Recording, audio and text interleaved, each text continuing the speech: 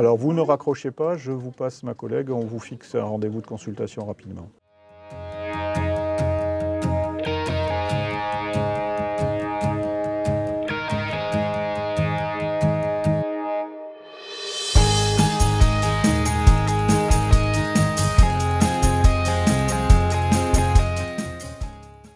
Bonjour, donc je suis le docteur Hervé Boutineau, soyez les bienvenus là sur la plateforme du SAMU Centre 15 et du SAS 33. C'est un endroit stratégique pour l'organisation de la santé en Gironde. Tous les appels d'urgence qui tombent sur le numéro 15 arrivent ici. J'ai 61 ans. Je suis marié depuis bientôt 39 ans avec Marik. Nous avons 3 enfants. Je suis bientôt grand-père dans les heures ou les jours à venir. Voilà, j'ai été ordonné diacre il y a 10 ans. Maintenant, je suis essentiellement médecin régulateur au SAMU Centre 15. C'est-à-dire que quand vous faites le 15, un numéro d'urgence, eh bien, il y a des médecins qui vous écoutent, qui vous conseillent. Être diacre, c'est d'abord avoir reçu l'ordination, le sacrement de l'ordination pour le diaconat. C'est donc un sacrement qui nous appelle à être au service. On devient diacre à la suite d'un appel qui peut prendre plusieurs formes. Une EAP qui peut appeler, un prêtre qui peut appeler, un certain nombre de mouvements aussi d'église qui peuvent appeler un homme à réfléchir au diaconat et donc au sacrement qu'il pourrait recevoir. Voilà, est-ce qu'il y a finalement véritablement un appel? Est-ce que c'est un désir personnel ou est-ce que c'est vraiment un appel du Seigneur à le suivre dans ce chemin qui est étonnant? Un diacre, j'ai l'habitude de dire que ça ne sert à rien, ça sert quelqu'un, ça sert le Christ. Voilà. Et comment est-ce qu'on sert le Christ? Eh bien, ça prend plusieurs formes. D'abord, en étant présent, bien sûr, aux célébrations. C'est aussi, avant tout, je dirais, être en communion avec les paroissiens et avec, en tout cas sur Talence, l'équipe des prêtres. Voilà. Donc ici, je suis aussi chargé de la coordination pastorale avec mon épouse, la coordination pastorale du lieu dans lequel nous filmons, qui s'appelle le hameau de la Sainte Famille. Et par exemple, ça pour nous, ça a été important de faire des repas partagés en donnant la parole à des gens qu'on n'entend pas trop d'habitude. Et on essaie de faire ça une fois par mois avec des gens qui vont nous parler de leur pays d'origine. Un soir, un ancien curé de Talence est venu me voir en me disant « Bon, fais pas tout, mon petit gars, mais il va falloir que tu prennes un peu tes responsabilités, tu es appelé à prendre ta place dans l'Église. » C'est une formation quand même qui est assez longue, assez exigeante. Aujourd'hui, c'est 2 cycles de 3 ans. Et ma première mission, j'ai été nommé dans une mission de centre-ville, et j'ai été rattaché à la cathédrale. Je suis resté quand même 8 ans à la cathédrale avec le père Pierre Meunier, avec lequel j'ai une grande amitié. Moi, j'ai la chance d'avoir eu, je dirais, plusieurs vocations dans ma vie. On est diacre, pas uniquement le dimanche entre 10h et midi, mais tout le temps. Donc effectivement, l'être diaconal se déploie 24 heures sur 24. Le diacre et le médecin sont intimement liés parce que nous avons affaire à des patients, donc des gens qui sont en situation de souffrance. Et donc il y a quand même cette dimension de la charité, de la caritas, disons aussi de la compassion. Ça c'est important et pour moi ça m'a permis, je pense que le ministère diaconal m'a aidé à aller un petit peu plus loin aussi dans ma façon d'exercer la médecine. Il m'arrive, j'essaie de le faire, de prier sur mon lieu de travail. Alors pas prier au moment où il y a plein d'appels en attente à traiter, mais il y a des moments, puisque c'est un métier que j'exerce, c'est 24 heures sur 24, donc ça permet de remettre un petit peu qu'est-ce qui est important au centre de mon travail, c'est d'être le serviteur du Christ et confier des gens qui sont en situation de souffrance en disant toutes ces situations qui sont souvent extrêmement compliquées, je ne vais pas y arriver tout seul. Et je crois que c'est important que le diacre soit vraiment reconnu dans son travail aussi. Moi, je ne me suis pas du tout dans un petit coin, je n'ai jamais caché que j'étais diacre quand j'ai été ordonné. J'ai même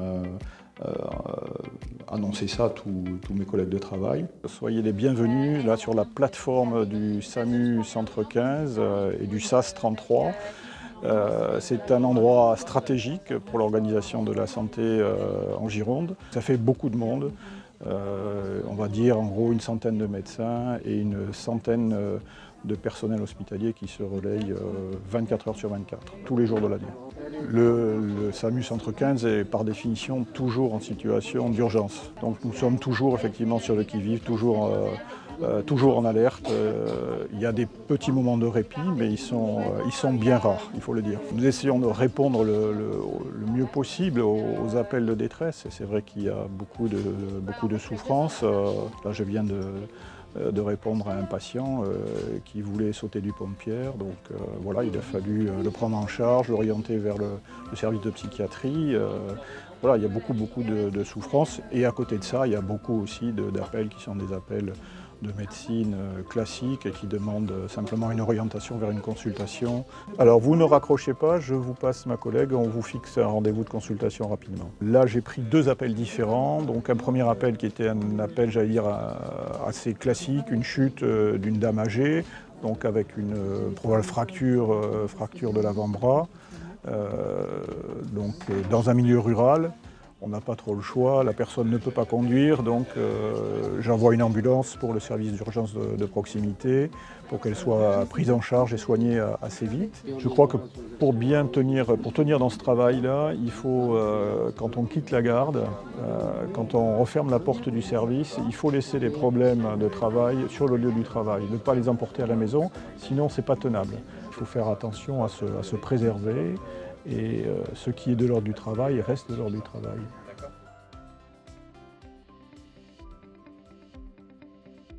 Pas vraiment, parce que je crois que la manière que j'avais d'exercer la médecine avant mon ordination n'a pas franchement été bouleversée, et heureusement. Si ce n'est aller plus à l'essentiel, peut-être plus de sobriété. Voilà, qui vont dans le sens de la sobriété. Ça, c'est les prises d'appel. Donc les appels qui arrivent directement au 15 arrivent ici. C'est pour ça qu'il y a quand même beaucoup d'auxiliaires de régulation médicale. On a un système de salle d'attente virtuelle où les appels vont s'empiler les uns sur les autres au fur et à mesure de la journée. Donc finalement, si les patients appellent vraiment le 15, l'appel est traité relativement vite.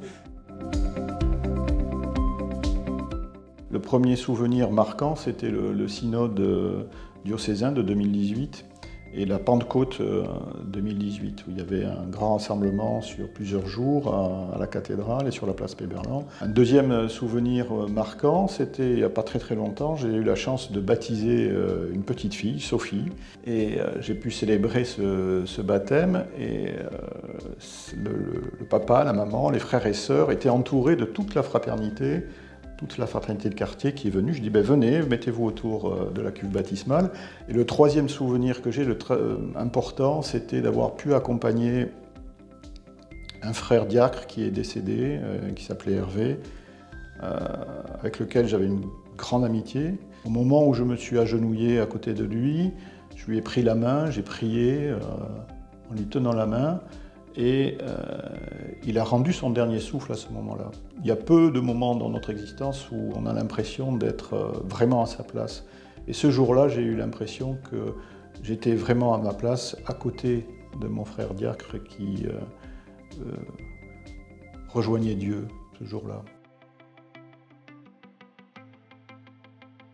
Alors je crois que la vie du diacre, c'est pas un empilage comme ça de strates, la vie professionnelle, la vie familiale. Pour moi, c'est d'avoir une cohérence quand j'avance, une cohérence entre la vie familiale, la vie professionnelle, tout ça. C'est-à-dire que j'ai pas envie de me saucissonner, comme le disais un petit peu tout à l'heure, mais d'avancer et que le Hervé qui est médecin, c'est le Hervé qui est l'époux de Marie et le père de ses enfants et qui est diacre à Talence. Voilà. C'est aussi suivre la liturgie des heures, méditer la parole de Dieu, avoir un accompagnement aussi. Je crois que les diacres, ils sont comme tout chrétien, tout le monde devrait être accompagné spirituellement pour essayer de discerner dans sa vie, parce que le discernement, c'est pas uniquement avant l'ordination, hein, ça continue toute sa vie, et heureusement d'ailleurs.